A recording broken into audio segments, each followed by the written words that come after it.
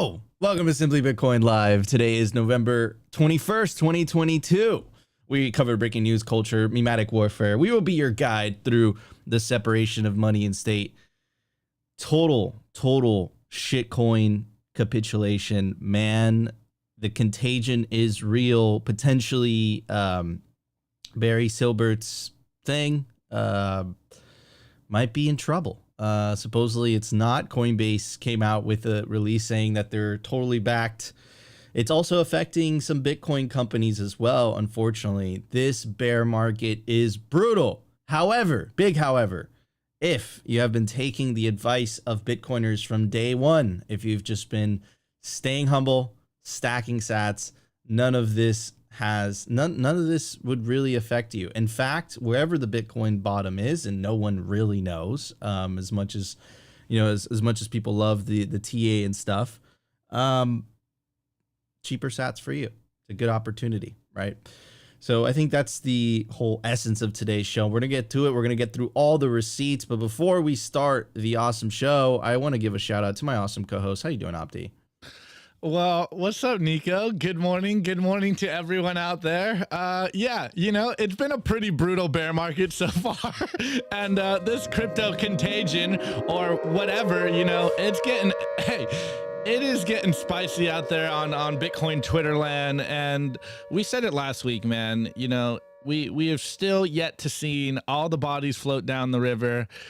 But, as a Bitcoiner, just don't sell your Bitcoin and there's no loss. You get cheap sats, put Bitcoin in cold storage and go and live your life. And Bitcoin will be here when you need it. So, hey, nothing's changed to the Bitcoin view. The Bitcoiners out there continuously spreading that signal and just doing Bitcoin things right now. Everyone's just watching on the sidelines, all the fireworks. So, hey, it's awesome to be a Bitcoiner. Glad to be in another bear market. Just, hey, man, if you can't laugh right now, you'd be crying. So, hey, stay up, people. Stay up. And of course, I want to introduce my awesome guest. How you doing, Andres? Welcome to the show. What's going on, guys? Fellow Venezuelan, finally made it. This guy's a bit of a diva. He's hard to get a hold of. Yeah, I thought we were going to get rug pulled again. No. Can you guys hear me? Yes, we can hear you perfectly. You're coming in awesome. Loud and clear. Anyways, ladies and gents, let's start the show. Let's hit the numbers. Let's do it. The Bitcoin numbers. Brought to you by NODL. At this point, you should be running your own Bitcoin node. If you don't use your own Bitcoin node, you're trusting someone else's. Run your own version of Bitcoin Core, the Lightning Network, Whirlpool, and Dojo, all from the comfort of your own home. And if you're a digital nomad, you have absolutely no excuse because now you can run a NODL through a virtual private server. Visit nodl.eu today. All right, guys, at the time of recording, the Bitcoin price is 16,034 sats per dollar. We're at 6,237. Block height, we're at 764,158. Blocks of the halvening, we're at 75,842. That date could not come any sooner. Having estimate, it's April 22nd, 2024. Total Lightning Network capacity, 5,038. Capacity value, we're at 80.7 million US dollars. Realized monetary inflation, 1.77%. The market capitalization of Bitcoin, wow, it is so small. It's a great opportunity. We're at $307 billion. Anyways, I have a throwback for you guys, because sometimes when you're in the thick of things, you kind of get lost. You get lost in the sauce, right? You're like, oh, this is terrible. This is atrocious, right? But if you look back in Bitcoin's history, right, we've been here before. We've been here before many times. And if you just hodl, don't stop believing, which what our friend Yellow always says, you'll be all right. Anyways, check this out. This is a throwback from when Mt. Gox collapsed. For anyone who doesn't know, Mt. Gox was the exchange back in the day, back in the 2013, 2012 era. And very similar to FTX, it collapsed, it rug pulled everyone. They're still going to bankruptcy. People are still trying to get their money back. Not really, right? And but the same lesson was taught, right? not your keys, not your Bitcoin, right? So again, history is repeating itself, but hopefully every single time one of these waves, one of these adoption waves happen, right, more and more people burn their finger on the stove, so to speak, and they learn, right? Take self-custody of your Bitcoin. And that's exactly what you're seeing nowadays with the huge outflows going out of exchanges. Anyways, I want to play you guys this clip and then we'll talk about it. Heard about Bitcoin and oh, here we go. Bitcoin in the news this week. It could be the future of currency, but the high-profile collapse of a Bitcoin business has some people wondering if it's already dead. Now, one business in Durham is committing to new currency, and Brian Schrader explains what it is and why Bitcoin users say the future is bright. Alex Walkowski is trying to buy a biscuit from Rise Bakery in Durham, but he's not using dollars. It's $1.08. Okay, with Bitcoin. Rise started accepting Bitcoins as payment last week. Bitcoin is a virtual currency. You use your smartphone, tablet, or computer to spend it. No central bank issues it, no government regulates it, and proponents like Jameson Lopp say that's why it's great. People say Bitcoins have value, and they then transfer them amongst each other in exchange for other goods and services. Rise owner Tom Ferguson likes the idea. He's tired of paying credit card fees to banks. We just recently raised our minimum wage here to $10.10 an hour. So to help compensate that, if we can lower what we're paying in fees, then it's win-win. The value of a Bitcoin has been volatile. A Bitcoin was worth more than $1,100 in December. Now it's worth about half as much. And this week, a major Bitcoin exchange named Mt. Gox went under. Hundreds of millions of dollars worth of Bitcoins are missing, and the people who held them have no recourse. Lopp says this story is more about Mt. Gox as a company than Bitcoin as a currency. We're basically letting this incompetent company fail, and better companies are going to replace it. Ferguson told me he's doing his part to keep the currency alive and thriving, and he hopes it convinces people to fill their phones with Bitcoins. Brian Schrader, WRAL News, Durham. So, for our audio listeners who didn't get to see the visual cue, when they said Bitcoin's price collapsed, it went from 1,000 down to $550. That's right. That's right. You heard that correctly. So the moral of the story here, right? And I think Jameson Lopp, first of all, it's crazy how that Bitcoin has this effect where the longer you're in Bitcoin, the longer your beard grows. It's like this weird thing, right? But yeah, it absolutely spot on. And the reason I wanted to show you guys that throwback video is you got to zoom out sometime to get a sense of where you are, right? We're sitting at, even with Bitcoin being down, what, 75% to 80% from all-time high. We're sitting at 16,056. When that video was recorded, they were complaining about how Bitcoin went from $1,000 down to 500. I think the all-time low of that era was around $300, right? So zoom out. You're going to be looking back on this 2, 3, 4 years from now. If you stay humble, stack sats, stay away from leverage, stay away from the shitcoin casino, the gambling, right? And you're going to be happy you did, man. So it's good to take a look at those throwbacks sometimes to get a sense of where you are exactly. But I've never been so bullish. The Bitcoin hash rate continues to make an all-time high. All these shitcoin exchanges, all that leverage is being fleshed out. Nature is healing, and that's a good thing. Anyways, Opti, what are your thoughts? And then we'll move on to Andres. Well, first and foremost, just like the quality of that video, it makes it seem like it's so long ago, you know, like it's all grainy. It kind of reminded me of those videos you see about like legacy media talking about the internet, and they're like so confused about the internet and they don't know what's going on. But then to another point, you know, Lopp with no beard, that, you know, this is a long time ago. So amazing to see that video. And it's literally the same narrative that we are all talking about 9 years later. We're saying basically the same thing. Like, this has nothing to do with Bitcoin. This is just about a shady company doing nefarious things. But even to that point, I mean, like $1,100 Bitcoin, $500 Bitcoin, amazing. You know, I wish we had a time machine to go back there and stack them sats. I wish I got into Bitcoin that early.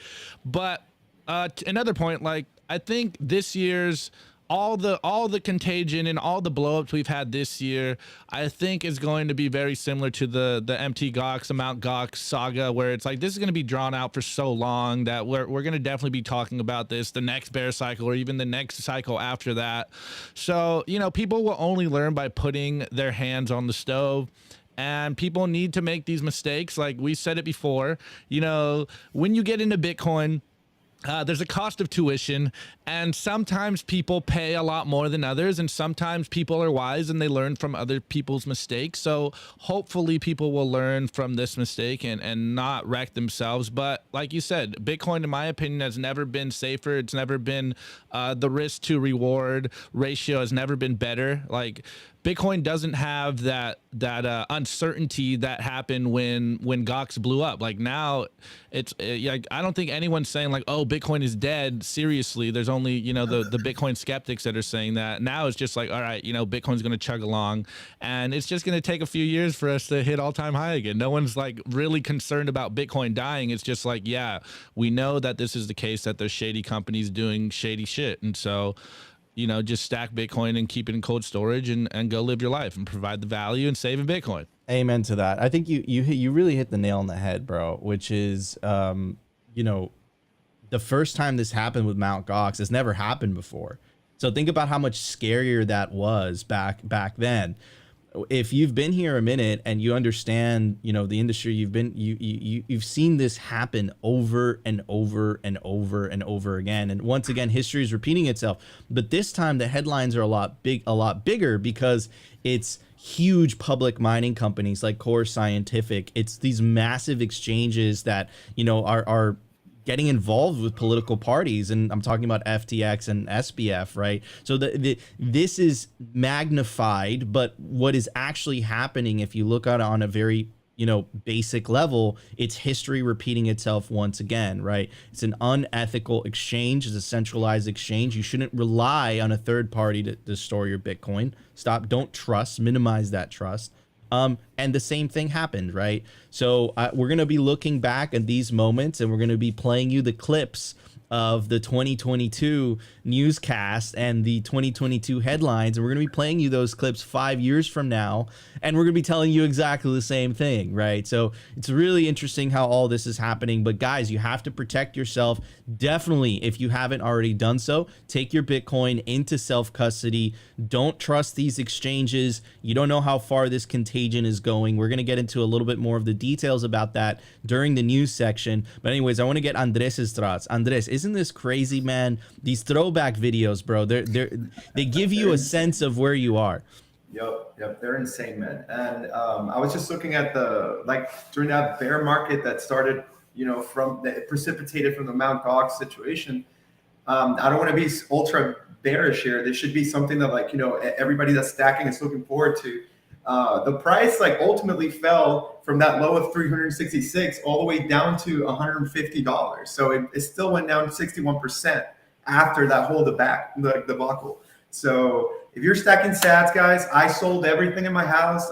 If you guys hear an echo, it's because it's empty. I got rid of everything, my chair, everything. Like I only kept my cat and like my computer. That's all I need. I'm going all in. And again, yeah, self-custody. Like it's a lesson that's a lot of people are gonna have to keep learning, and it's just a sign that we're still so early into Bitcoin, man. Like in that report, the guy was saying like hopefully they were interviewing someone that was paying, and he's like hopefully that there will be like better exchanges in the future, and no, like you can't trust. Like I mean, like look, Mt. Gox and now FTX. What's gonna happen in the future? There's going to be another exchange, and they're going to be, no, this time, guys, you should trust us. Like it's interesting because the Bitcoin only exchanges are doing just fine. It's really the exchanges that dabble in shit coins and they get shit results. And I just want to pull this up to give you guys like an idea. For our audio listeners, I'll try to describe it. This is CoinMarketCap, and let's go back in time where they're describing that. And it's, yes, you see that little tiny blip? That's what it was. That's what they were talking about. That was the fall. This is where we are today, and that just makes that basically disappear, right? So yeah, man, it's absolutely crazy. When in doubt, zoom out, and remember, our friend Yellow says it all the time. Don't Stop believing. Hodl to that feeling. Amen to that. All right, everybody, let's get to the news. Let's do it. The Daily News. Brought to you by BitBox 2 Bitcoin Only Edition, a hardware wallet by Shift Crypto. Crypto-like cryptography. It's secure, it's open source, and it's so easy your mom can set it up. Self-custody is the revolution, and the BitBox makes it simple. Do not leave your Bitcoin on an exchange. Order a BitBox today. Awesome. All right, everybody, let's get into more contagion news. Let's check it out. So first of all, let's go down the timeline, shall we? First, let's check out. Let's take a look at Barry Silbert. Okay, so Barry Silbert, he's the founder of DCG, Digital Currency Group, and that's the parent of the Grayscale Trust that holds, I think it's like 600,000 Bitcoin. Now, what's interesting about his Twitter account is he hasn't tweeted in like 5 days. So that's usually not a good idea. The last retweet he did was safe, security, and transparency, right? But what happened to Digital Currency Group? Let's check it out. Of course, they were involved in Genesis, and Genesis was involved in the FTX debacle. I think the last time I read, they had an exposure of $1 billion US dollars, or the equivalent to that. Anyways, the announcement says today, Genesis Global Capital, Genesis Trading Lending Business, made the difficult decision to temporarily suspend redemptions and the new loan originations.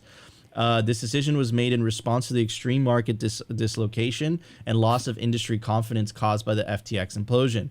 The impact lies with the lending business at Genesis and does not affect Genesis trading or custody business. Importantly, the temporary action has no impact on the business operations of DCG and our other wholly owned subsidiaries. And of course, this, by the way, Genesis Trading was what Gemini Earn was using, and that affected Gemini as well.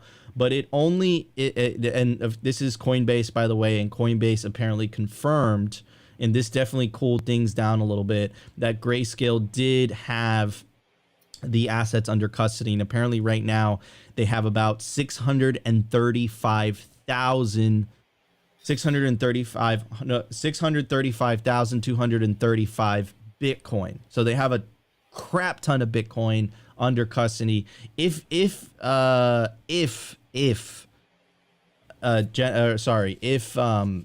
Barry Silbert's, oh man, I'm literally blanking on the name. If Grayscale goes under, holy crap, you're gonna get very, very cheap Bitcoin. I heard from a third party, they did the calculations, and if Grayscale does go under, we're talking about an $8,000 Bitcoin.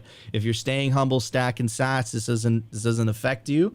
You can have the dry powder to get some cheap Satoshis. But of course, this hasn't happened yet, but it's an interesting discussion. It hasn't only affected shitcoin companies. Unchained and Bitcoin Magazine have had some layoffs. Apparently, Unchained stopped issuing Bitcoin-backed loans. From my understanding, from people that I've spoken to, they're looking at other people to continue to facilitate those Bitcoin-backed loans. Apparently, this has nothing to do with the FTX debacle. It has to do with the fact that nobody wants to lend money when the cost of here. Let me read you the exact thing so I don't butcher it. Here we go. Here we go. Nobody wants to lend us USD to Bitcoin hodlers when they can get 5% plus on T-bills. So apparently that's the situation with Unchained Capital. They had to let go some people that were working with them, and also Bitcoin Magazine as well. Unfortunately, Bitcoin Magazine had to lay off 17 people. And this goes back to some original thought that I had to say this morning. Good morning. Survive with your stack intact, man. So it's very, very bloody what's going on there, but this presents an opportunity for the humble stackers to get your hands on some cheap Bitcoin. And look, guys, we've been vindicated with the message that we've been telling you guys for a very long time, right? Literally, buy Bitcoin, earn Bitcoin, mine Bitcoin, and send that Bitcoin into self-custody. Forget about it. I have no idea where this contagion is going to go.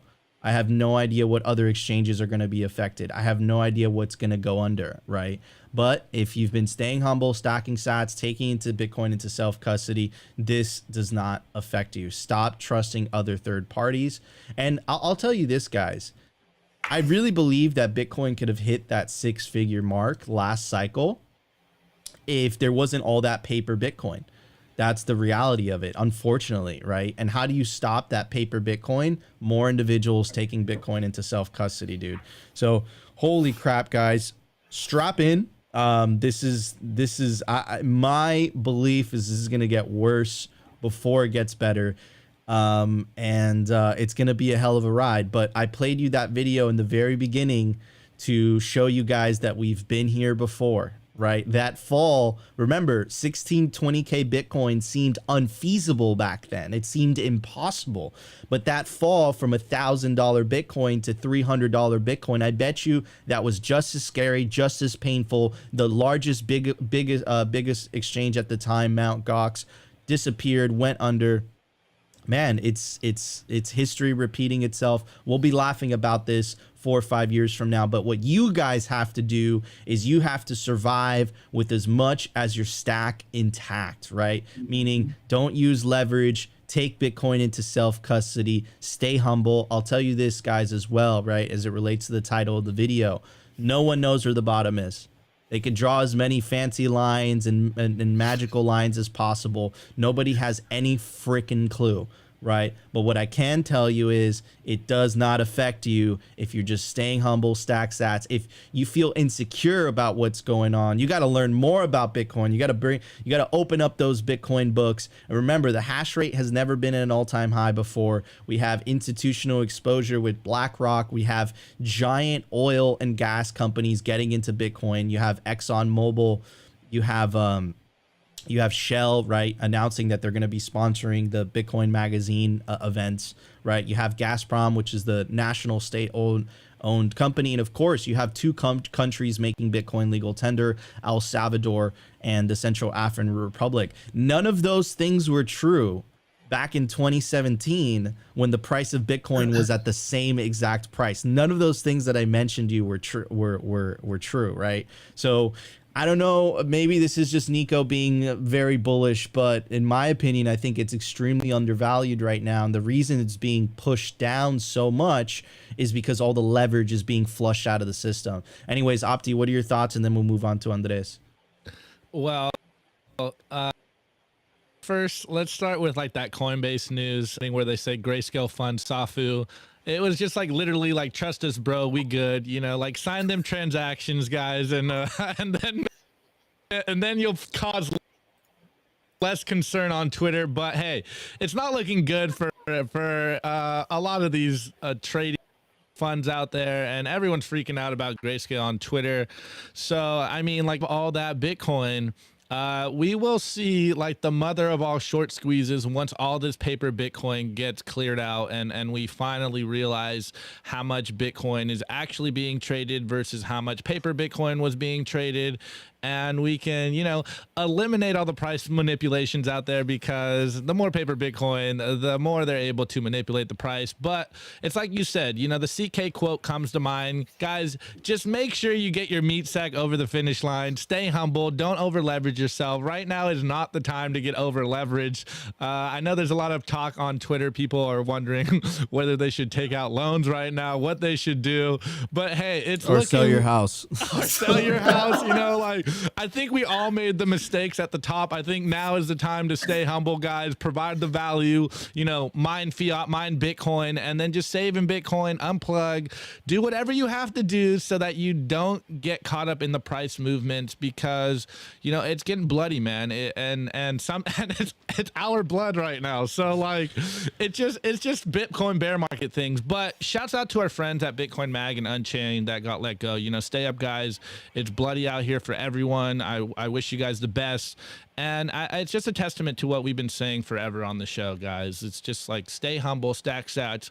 If we know, if we really believe where Bitcoin is going, We don't have to do all this crazy over leverage stuff. We don't have to get overly risky right now, because that's how you're going to get wrecked. You know, like, just make sure you have the sats that you control now going into the future, and life will be good for us all. It's kind of back to, like, how bullish are you really? Because don't wreck yourself before we get to the finish line, because you probably have enough sats now than you might if you're getting really risky out there. So just continue to provide value, save in Bitcoin, you know, up your skills, do whatever you have to do so that you get more cash flow in right now, and build something, guys. Bear markets are for building. And as Becca says, you know, I hope you guys are out there. I am building. Because now is the time. Amen to that. But yeah, dude, this is some crazy stuff, guys. All you got to do is survive. Put a picture, get a block clock, right? And the only setting you should have on the block clock is the halving date. All right, that you just got to get over that finish line, baby. That's all you got to do. So just survive, guys. This is what it is. In 2023, it looks also like a lot of people are anticipating a recession, so it might also look bad in the economy as well. Just survive with your sats, with as much of your sats intact as possible. Anyways, Andres, what are your thoughts, bro, before we move on? Dude, I just want to say, can you guys hear me okay? Right? Yeah. I'm hearing like an, okay. Yeah, so I just want to say, like, Bitcoin works. Like, the protocol, like, it's just doing its thing, right? And the TikTok next block. The problem, it's when we introduce fiat financials into Bitcoin. Like, all these exchanges have been just like, they're just a carbon copy of what's happened, like, everything that's bad and everything that we're trying to get away from in the fiat world into Bitcoin. Like, you know, like, the hash rate's at all-time high. Like, there's nodes being fired up every day, more and more all over the world. Lightning is just firing up. Like, everything that is self-contained within Bitcoin works. So I have never, like, seen the need personally for all these, like, other, like, exchanges. And one of the biggest arguments that people have for these exchanges is it's the self-custody. Like, self-custody is too difficult for people to do and to achieve. And I believe that's just, it's gaslighting. Like, these people want to make money, and the customers are newbies, or, you know, people that aren't as technically savvy as some of us. But I feel like that's just nonsense. And we need to, like, really illustrate that being a self-sovereign individual holding your own keys is not that hard. You know, it's not that scary.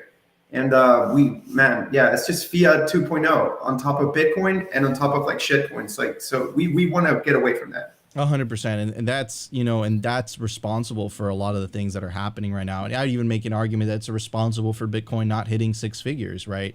Is a lot of the fiat, you know, debauchery, right? And of course, it's not regulated, but again, history is repeating itself over and over again. And because they're able to, because it's, you know, they're using, I hate using this word, cryptocurrencies, right? And it makes it difficult for governments to have the rules they implement in the fiat system, because in the fiat system, they did the same thing until they implemented the rules. History, once again, is repeating itself. But the difference here, though, guys, is Bitcoin. Bitcoin is the signal, right? For the first time in human history, you can memorize 12 words in your mind, and you can store millions, billions, if not trillions of dollars in your mind, theoretically, and you can send that anywhere around the world, and there's no third-party risk, right? But people are not learning the lessons of the past, and history is repeating itself. It's unfortunate. But anyways, real quick, I want to talk about Bitcoin wallets. It looks like JP Morgan is trying to remain relevant. Check this out. I could never have imagined this. Shout out to Bitcoin Magazine. They took a screenshot. JP Morgan has trademarked a cryptocurrency payment wallet Bitcoin. I mean, so is it open source? Why are they patenting? Why are they trademarking it? Would you trust the JP Morgan wallet? I wouldn't. I would trust an open source wallet. And this is where I want to talk about Jack Dorsey's project, right? Block's new Bitcoin wallet aims to solve a huge problem. Remember, and self-custody is a huge problem because a lot of people, what Andres was saying, don't have the technical know-how. They've spent way too much time in the fiat matrix and they don't feel comfortable with this stuff. So anyways, Goes on to say, Block just detailed plans for its self-custody Bitcoin hardware wallet, aiming to bring together the often contradictory goals of convenience and crypto security. Block's goal is to monetize the wallet through a subscription service. The plan laid out at Block's Investor Day aims to make it easier for mainstream individuals to self-custody their own Bitcoin, thus enabling total control of it while offering additional protections that are often not available for self-custody hardware or software wallets.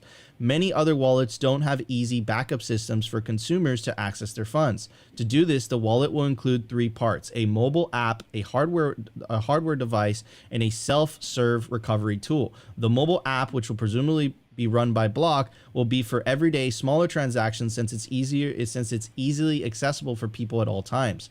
Quote, our wallet breaks up the secret key into 3 pieces to reduce the stakes of losing any one piece. The hardware wallet, with its rock design and fingerprint access, which has been previously detailed, will be used for larger transactions where more security is needed. The hardware wallet will presumably hold the user's private keys, which a user would set only for transactions above a certain size. If the mobile checking account, the hardware wallet is like a savings account. Quote, we are designing a system for regular folks, so it has to be resilient and inspire confidence even when things go wrong. And I think that is absolutely spot on. And check this out. The hardware wallet will also be a security tool if someone loses a phone or switches to a new phone. And there's been an update, which is why I wanted to cover this today. This came out about a week ago. Block hardware wallet will be manufactured by Flex in Austin, Texas. So it looks like that project is moving along, and it makes me very bullish because the self-custody problem is definitely an issue, right? There's, the Fedimint is potentially a solution to that as well, but we must have more individuals taking self-custody, taking their Bitcoin into their own hands, so that things like FTX, so that things like Mt. Gox, they could happen, but the amount of victims is going to be a lot smaller because the majority of people would have had their Bitcoin off exchanges, right? So awesome project about the block. Obviously, there's some security, privacy implications there, right? It looks like a lot of people would be giving up a lot of privacy to that company. Ideally, you want to have either a Bitbox, a Cold Card, a Trezor, and you want that wallet synced with your own node so your transactions aren't being doxed, right? So you want to minimize trust as much as possible. But for the average Joe, for the person who's not technically savvy, for the person who spent a lot of time in the fiat matrix, self-custody is better than nothing, right? And if that means sacrificing a little bit of privacy for convenience, so be it. I think it's a step in the right direction. The reality is that not every single individual, because I think this is going to be a generational learning experience, not every individual is comfortable with self-custody, and that's just the reality of it.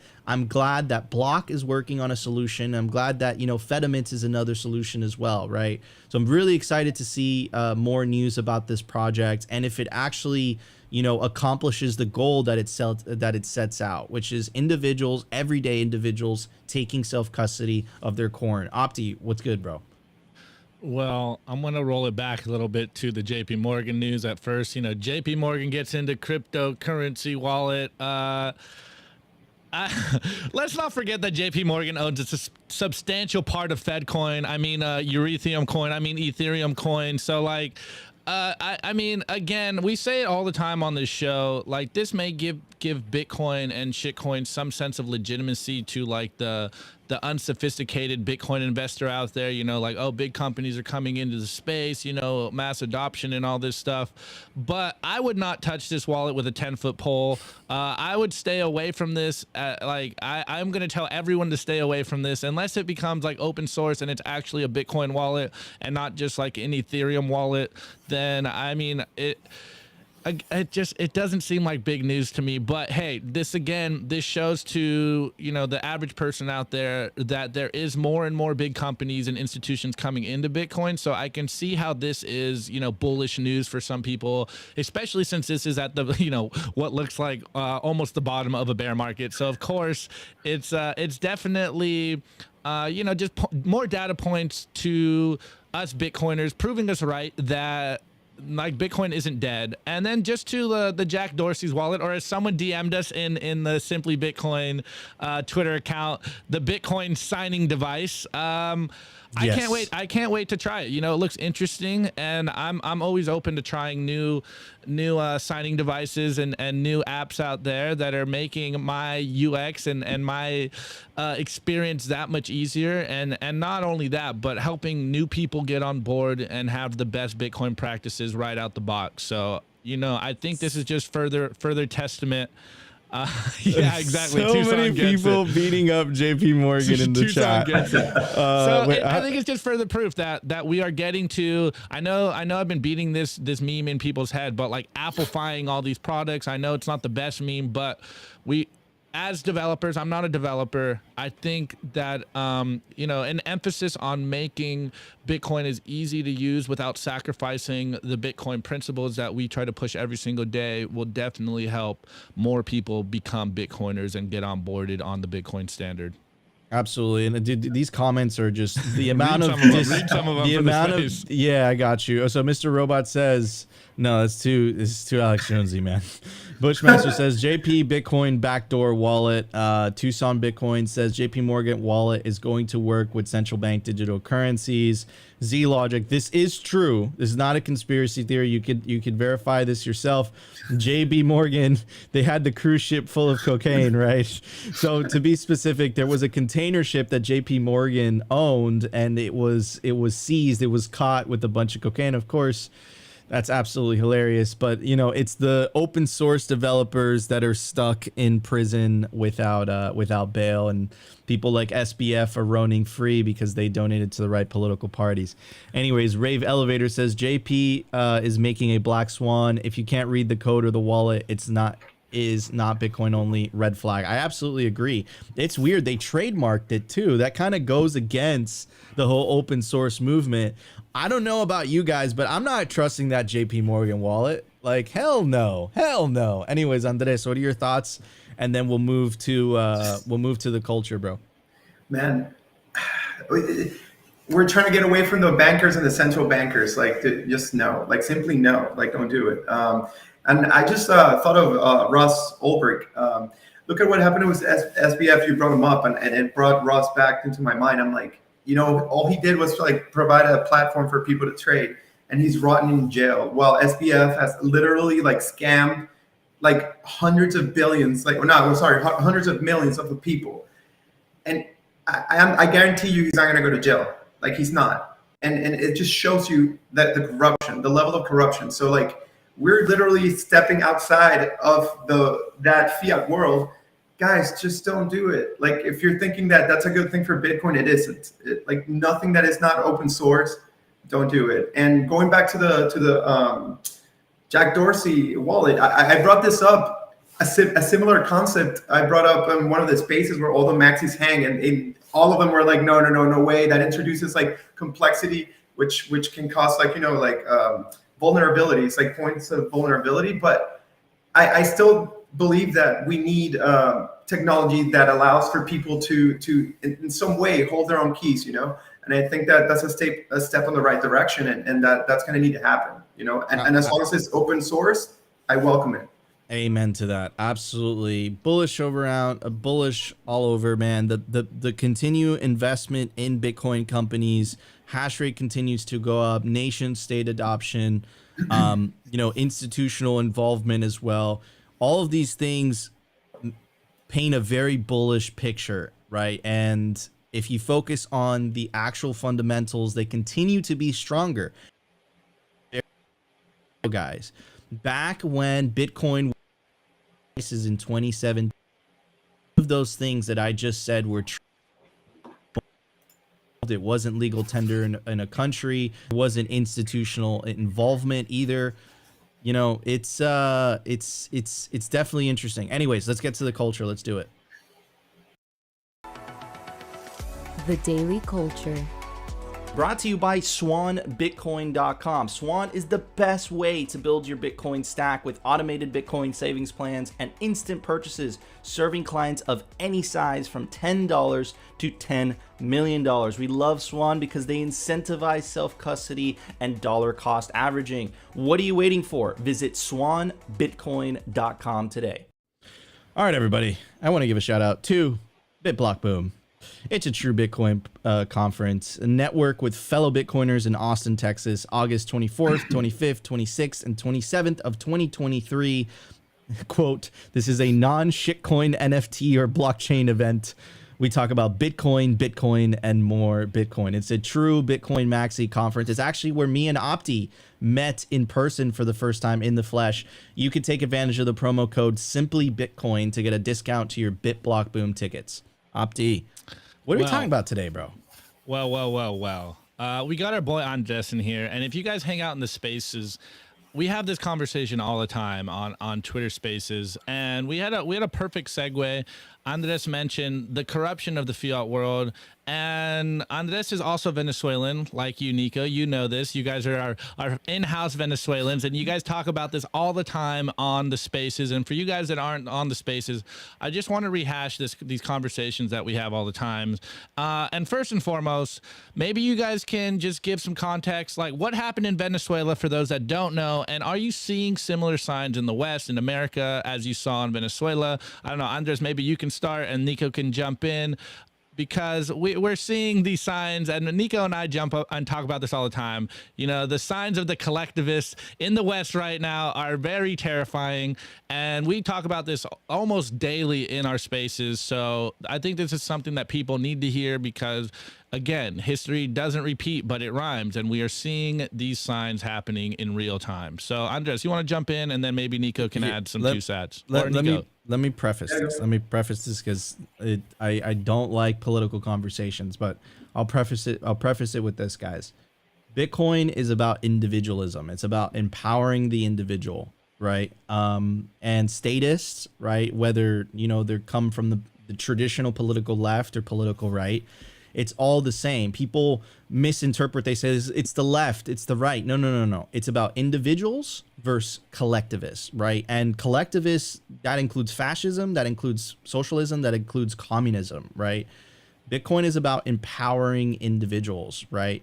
And this includes in countries that have fallen to collectivist ideologies, right? You're hearing beautiful stories of Cubans for the first time being able to receive money from overseas via Bitcoin without the government taking a cut, right? What the Cuban government does is interesting. If you want to send US dollars to Cuba, the Cuban government takes those dollars and then they hand you a peso shitcoin in return, right? Now all of a sudden you have a way to go around that. I also heard amazing stories in Venezuela as well, as individuals were fleeing the country and the only thing that they could take with them, right, is Bitcoin, because all they had to do is just memorize a 12-word seed phrase or just put it in a very safe spot. And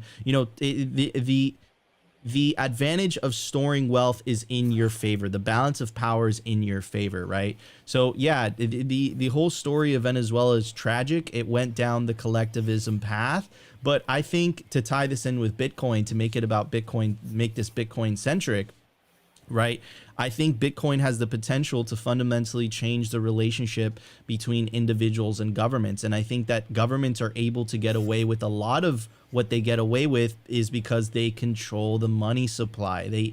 They have a money printer that funds this endless bureaucracy. If we are successful in separating money and state, which I think we will be, because I think incentives are much stronger than coercion, we are ending this ability for these tyrants to do this on everybody else. But I think this revolution not only takes, Bitcoin's incentives, it also takes individuals taking personal responsibility, learning things like self-custody, right? And as in the case of Venezuela, man, if you learn how to take self-custody, you aren't being held hostage, so to speak. Andres Antonopoulos, who was the original person who orange pilled me, and I would just watch his lectures on repeat. He's like, look, if you actually want to effectuate change in a country, It's not about invading or, what the US did with Iraq and just invaded Iraq and destroyed the entire country. He said he's like, just airdrop hundreds of thousands of hardware wallets onto the people with instructions on how to take Bitcoin into self-custody. It's as simple as that. If enough people take self-custody, we win this peaceful revolution. There's absolutely nothing they can do about it. Anyways, Andres, what are your thoughts on all this, bro? Man, I just want to say, so in Venezuela, obviously, there's been like a hyperinflationary period in the recent years, and something that Venezuelans like understand really well is how the value of a currency that's being controlled by a central agency, that how they're able to manipulate it. In Venezuela, like obviously the inflation, it's a little more complicated. Like the government sees the means of production. Like every private industry got either scared out of the country, or they got expropriated by the government. So all of these companies failed, and all of the products that people needed, they became scarce, right? And so meanwhile, the government kept printing money to fund all of these collectivist programs, right? Like all these social programs. So this is what triggered the hyperinflationary period. And so what people did was everybody fled to the strongest currency, which is the dollar, right? And now the dollar is entering a period where we're going to see hopefully not a hyperinflationary period. So people in countries like Venezuela, they understand money because they have lived this process. And so it's just a no-brainer for Venezuelans to jump onto Bitcoin. It's a no-brainer because it's the hardest money ever. And my sisters, for example, I orange pilled, and it was super easy to do. They had that experience from Venezuela, and I just told them, listen, nobody controls this, and the supply is limited. And immediately they were like, oh wow, that's incredible. And so they were like, okay, how do I save in it? And so people in these countries are already primed, right, for the adoption. And I feel that Bitcoin it's so powerful that it can take away the power from all these tyrannical regimes. And man, in the US, people aren't gonna adopt it as quickly because we haven't suffered. And I was talking to Brady Swenson from Swan at the conference, and we both came into the same conclusion. The only way that we're gonna get mass adoption in the West is through pain. Sadly, when people start, realizing that their savings accounts are just, melting ice cubes, their savings, everything. People need to experience these things firsthand in order to be okay, I fully trust Bitcoin. I fully trust a money system that's outside of what has cost all of my life savings and energy to go to waste. So yeah, Venezuela is a perfect example of how the separation of money and state it's incredibly powerful. It's the next step to become free. Yeah. It insulates the free market. It insulates individuals from the government's ability to manipulate them through the control of the money, right? Also the control of the money supply. And there's something that you said that was very interesting, which I completely fundamentally agree with. And I've tweeted this out many times, right? I'm more bullish on developing countries adopting Bitcoin than developed countries, right? Because unfortunately in developed countries, there is convenience, there's decadence, right? There's the bread and circuses are strong, the Netflix, the Sunday football games, right? But if you live in a country like Venezuela, if you live in a country like Nigeria, if you live in a country like Argentina that has double-digit inflation, you're adopting Bitcoin not for speculative reasons, which a lot of people do in the West. You're adopting Bitcoin out of necessity, right? And necessity is a very, very strong incentive. And it's funny, the Nigerian example is the most beautiful, right? Where, the United Nations released a report saying we must de-incentivize the adoption of cryptocurrencies in developing countries. We must implement central bank digital currencies. And that's exactly what the Nigerian government did. They tried to launch their central bank digital currency, the e-Naira, and it has very little adoption. And you think about it, it's why is that? Why is that the case? Well, just because they launch a central bank digital currency, that doesn't solve the fundamental issue as to why people are opting out in the first place. And they're opting out Because they don't want to deal with their currency being debased, right? And central bank digital currencies won't solve that. Unfortunately, though, in the West, that the inflation rate isn't so drastic that people don't really notice that they're being stolen from. Man, that convenience, right? Oh, like it's JP Morgan, it's Wells Fargo, it's the Fed. This is the central bank digital currency. You know, they roll out whatever politician on TV with the official emblem in the back and saying you can trust us. When in reality, you should not be trusting. And this is something that unfortunately people in Cuba, people in Venezuela, people in Afghanistan, you tell them, do you trust the government with your money? And they'll tell you, hell no, hell effing no, you know? So maybe it's a little bit of poetic justice too, right? Because these are the countries that have been suffering the most because they don't have the ability to issue a strong fiat currency. And maybe it's a little bit of poetic justice that it's developing countries that have been getting the short end of the stick for decades now are the ones that are going to be the first to benefit from hyper Bitcoinization or going on a Bitcoin standard. So, and look, this is not just me speculating anymore. Look, I don't think it's a coincidence that El Salvador adopted Bitcoin, saw record GDP growth, saw the crime drop. And the reason I don't say it's a coincidence is because, look, Michael Saylor has the domain hope.com or hope.org, right? Bitcoin gives you hope. NVK has the handle deterministic optimism, right? Your life perspective completely changes when your unit of account is deflationary, because all of a sudden your opportunities, you have hope for a future because you know that you could save and eventually you'll be able to afford something.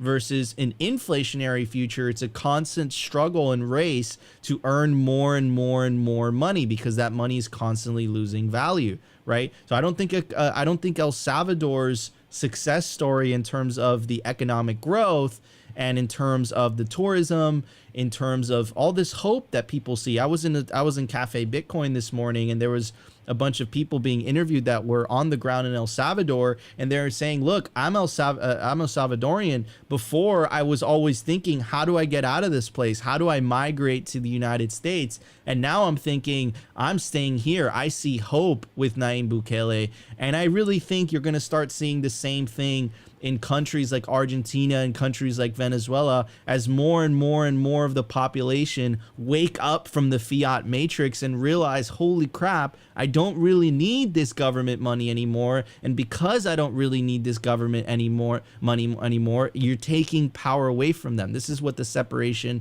of money and state is all about. It's freaking beautiful, but bunker down, because the state is definitely going to fight back. Anyways, Opti, let's get to the meme review. The Daily Meme Review. Brought to you by Kaboomracks. I get this question all the time. Nico, where should I buy Bitcoin miners? The answer is Kaboomracks. It's the best place to buy Bitcoin miners. That's where you're going to find the best deals and the best prices. Start your mining utopia today. To check out their racks, you got to go to t.me/Kaboomracks. Join their Telegram group and start your mining journey today. Kaboomracks.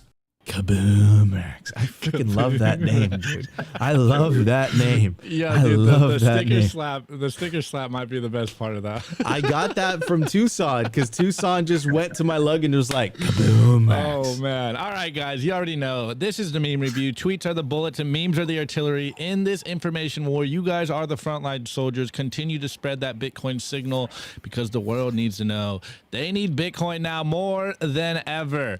Anyways, this first one, I don't think this is a new meme by Dylan Leclerc, but it's a very fitting meme at this time. So he did a post. He goes, Bitcoin mining difficulty just reached a new all-time high. And then he's got this meme right here. He goes, pain, types of headaches, migraines, hypertension, stress, and other bear market difficulty increase. If you're a miner out there, man, and you're surviving, you will make it. In the meantime, you might be feeling some pain, but hopefully you prepared for this moment. Anyways, just bunker down. Bunker down. Kaboom. Anyways, the next one is by the Bitcoin Therapist, aka at the BTC Therapist, and he goes, and this is a play on like the smiling meme and the shocked meme. He goes, crypto exchanges rehypothecating Bitcoin and suppressing price. And he's got a big smile. And then he's got the shocked having a bank run on their Bitcoin. This is what we're seeing right now in real time, guys. And, you know, a meme paints a picture of 1,000 words. Anyway, this next one is by Sweet Hodl, and I know you guys saw this weekend. We had all the crypto influencers trying to backtrack on their really bad endorsements of the past year, and he goes, Sweet Hodl goes, just buy Bitcoin, and we got this. We got a Pomp in here. He goes, what you must know about crypto. And we got Pomp, what you must know about crypto. And we got a Chad Bitcoiner, and he whispers in his ear, nothing. I love that one. All right, this next one is by Memeing Bitcoin, and this is what we tell you guys all the time on the show. The world needs Bitcoin more than ever, and we have the world, and it's missing one square, and we got Satoshi Nakamoto giving all of himself to you guys, the Bitcoiners out there, and he gives you the missing piece, which is the orange block of Bitcoin. It's very poetic. Really like this one. Anyways, this next one, it is the week of Thanksgiving, so I'm sure, at least in America, I'm sure you guys are going to be hanging out with your families out there, and you're going to have to go through this exact scenario. And we got a meme by Maxi Club. Again, love the artistic endeavors that you're going through, Maxi Club. It really some of the best memes out there. And he goes, my family thinking I'm going to live a normal life, and then me knowing about the upcoming economic collapse, just hoping not to die in a guerrilla war. Oh my God. Dark, but on point. Dark. On point. Dark. Okay, exactly. This next one, you might think this is us speculating. These might think we're giving you guys the hopium out there, but as a Bitcoiner that has been through cycles, we know this is going to happen again. And he goes, this is by Riggs BTC. He goes, the old corrupt establishment and its few supporters have no idea what they're up against. Bitcoiners are about to wipe them off the map. They have zero chance. And he goes, a chart, it's Bitcoin since 2011. Number will go up, and it will continue to go up. Yes, we are in a bear market. Yes, it's getting, it's getting dark out there, and more people are getting liquidated. But number will go up. Continue to stay humble. Provide the value. Stack sats. And everything will be okay as long as your Bitcoin is in cold storage.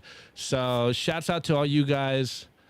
Should I here, let me play. It's very fitting for these moments. All right, this is gonna be the meme score music today. Opti, what would you give those memes? My meme review score is this pin. And can you read that? It says, kill your television. Oh, very nice. Very nice. Andres, what would you give those memes? I give them an empty jar of hard time jerky. Hard times jerky. Hard times jerky. Guys, this is Simply Bitcoin Live, so put your score in the live chat and we will get to it. We will read it live on the show. Anyways, I just got this in the mail. Shout out to Bitcoin Mag. It's I don't know why it took me so long to get this one, the censorship resistant issue. That's what I would give those memes. Anyways, Opti, I mean, the air horns. I guess I forgot to tell you guys to put your meme review score, but you guys should already know by now. I guess I gotta guide your hands consistently, but we got a few meme scores coming in. All right, Rave Elevator says, I give those memes 99 rolls of the dice to generate a new seed phrase. Oof, that is very well thought out score. Opti's neglected Bastardo, Opti Junior Lagarde. Score an awkward first Thanksgiving with my new dad Opti and my mom Chrissy acting smug over the Bitcoin bear market. Oh man, hold on. Amazing. Mr. Robot, wait. I'll rate those meme miners heating the house while stacking freedom. HODLcoin says, I give the memes 540 days, 4 hours, and 20 minutes. The Bitcoin halving estimate. Very good score. Z-Logic, I give those memes a guerrilla warrior. Very nice. Rope says, rating those memes my huevos con chorizo lunch burrito. That's misspelled. This is with H, huevos. Huevos. Bitcoin for Canadians. I score those memes the huge value Justin Bieber gained on his NFT collection. Slang. John, I give those memes a stretch Armstrong. Next one by Pravanafy. I give those memes a cup of coffee from El Salvador paid in sats. Yes. BTC pins. Those memes get a turkey pardon. Very nice. Okay, and last, Got the buzzer. I score a full wrapped Bitcoin. That's a shitcoin, bro. That's a shitcoin. You're on the wrong show, my friend. All right. I also want to give a shout out to Simply Bitcoin's Telegram group. That's where you can link us Bitcoin memes to review. It's a party. It's absolutely free. You got to go to www.t.me/the Simply Bitcoin channel. Also, check out Simply Bitcoin Unfiltered. It's the written version of this show. Shout out to our awesome writers, Paul, Weinicus, Rustin, Zach. You got to go to www.simplybitcoin.news. It's dope AF. Anyways, Opti,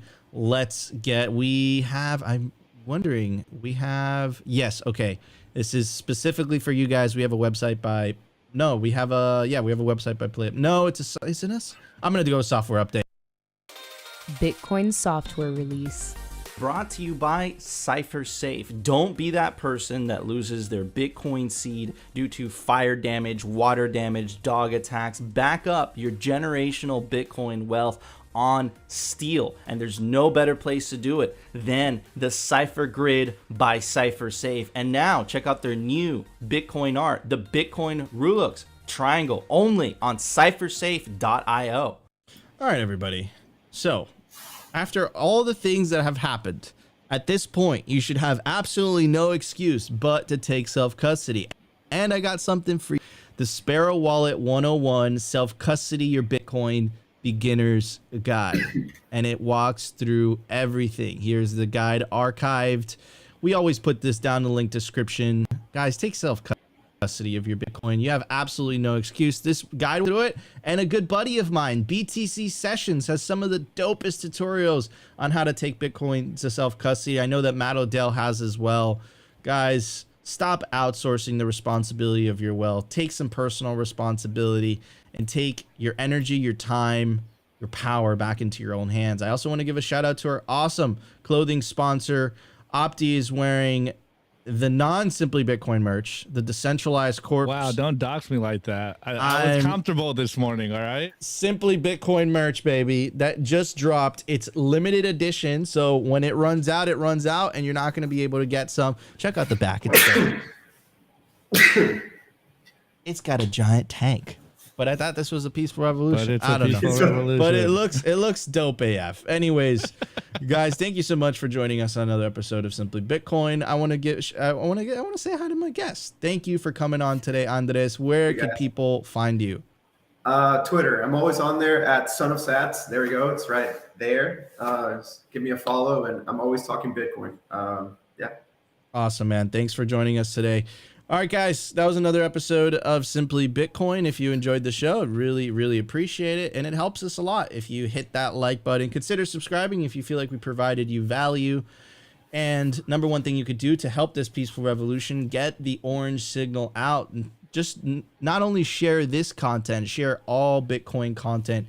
Keep pushing this peaceful revolution. We must win over more hearts and minds. This will continue. The party will continue till 2 p.m. Eastern Standard Time. Opti's going to be hodling down. Hodling down. It slipped out. Hodling down Twitter Spaces with our friends over at Swan Bitcoin, best place to stack sats, and our buddy Jacob. Anyways, so that's where the party will continue. We will see you guys tomorrow for another episode of Simply Bitcoin.